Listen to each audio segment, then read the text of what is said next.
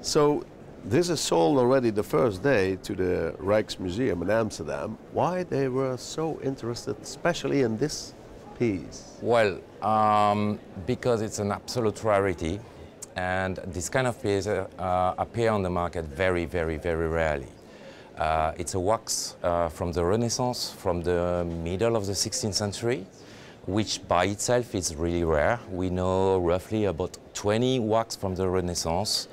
And the best collection, the largest collection is in the Victoria and Albert Museum in London, but there is a few here and there, but they are rare. Also, of course, as you might expect, it's a very fragile material. So very few have survived and some are not in a great condition. Now, why this one is even more interesting is because it's literally a gem, because it's a sketch model for a bronze which was commissioned by Cosimo I of Medici, and the bronze still exists nowadays, still in the Palazzo Pitti. It's here and it's called the Genius Medici, the Genio Mediceo, or the Genius of the Medicis. It's by Bartolomeo Ammannati, who is one of the best sculptors of Renaissance Florence. The very large fountain of Neptune, on Piazza della Signora, just near Palazzo Vecchio, is by him. So it's a very important artist, and that's a sculpture, a sketch model, which means it's the first idea. He's working on it by himself. Probably after a very busy day, he goes to think about his Genio Mediceo and how he's going to make it.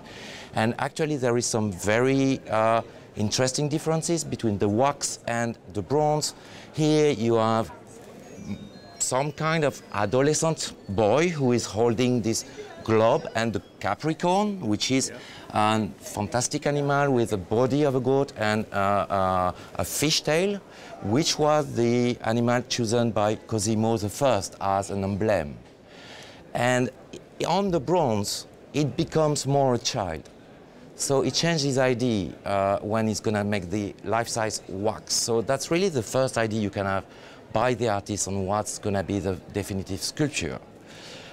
And one last point, so to find a sketch model for the Medicis is very a plus on any works of art from that period, because they were the most important mecenas of that time. So I think there was nothing wrong from the Rijksmuseum to make sure, if they could, they would add it to their already very good collection of sculptures. They have been amazingly efficient and quick to make their decision. And if you want to know, there were some more museums lining up behind and private collectors. So if that was not the Rijks, it was going to be another museum or a private collector. It was sold yesterday anyway. Yeah. So they did the right thing. Yeah. And where did you get it? So this piece surfaced for the first time publicly at the Bartolomeo Ammannati monographic exhibition at the Bargello Museum of Art, where there was an exhibition devoted to Ammannati, and this was on loan from a private collection. And before it was, we know about the piece since still recently, the early 2000 years. And it will stay here until the end of the fair? It stays here for the enjoyment of the public of TEFAF till the end of the fair, and it will be shipped to the Rijksmuseum on the minute of the closing of the fair.